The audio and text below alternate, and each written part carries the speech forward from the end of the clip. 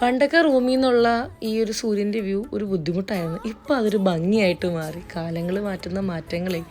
അപ്പോൾ രാവിലെ ഒരു കപ്പ് ചായയൊക്കെ എടുത്ത് സിറ്റൗട്ടിലോട്ട് വന്നിട്ടുണ്ട്. രാവിലെ ഇങ്ങനെ ആയി വരുന്നതേ ഉള്ളൂ. ഇന്ന് എൻ്റെ പിറന്നാൾ ദിവസമാണ്. അതാണ് നേരത്തെ എഴുന്നേറ്റ്. അമ്മ രാവിലെ തന്നെ അമ്പലത്തിൽ പോയിട്ടുണ്ട്. ഞാൻ കുളിച്ച് ചായ കുടിച്ച് മുറ്റത്തിങ്ങനെ കറങ്ങി നിൽക്കുകയാണ്.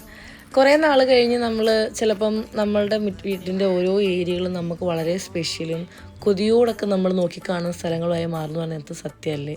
ഞാൻ ആ ഒരു മൂഡ് പിടിച്ച് വെളിയിൽ കറങ്ങി വയ്ക്കുകയാണ്. അമ്മ അപ്പോഴത്തേക്ക് അമ്പലത്തിൽ പോയിട്ട് തിരിച്ചു വന്ന് കുറേ പായസവും ഒക്കെ ആയിട്ടാണ് വന്നിരിക്കുന്നത്.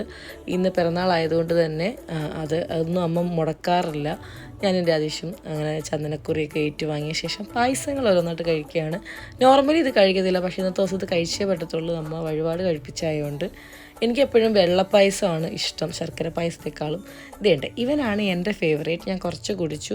രാവിലെ ആയതുകൊണ്ട് തന്നെ പെട്ടെന്ന് മധുരം കഴിക്കാനൊരു മൂഡില്ലായിരുന്നു. എന്നാലും രാവിലെ അതൊന്ന് ടേസ്റ്റ് ചെയ്തിട്ടുണ്ട്. ഇനി നമുക്ക് ഫുഡ് കഴിക്കണം. ഫുഡ് കഴിച്ചിട്ട് ഞങ്ങൾ നേരെ പോയത് കിച്ചണിൽ ഹെൽപ്പ് ചെയ്യാനാണ്.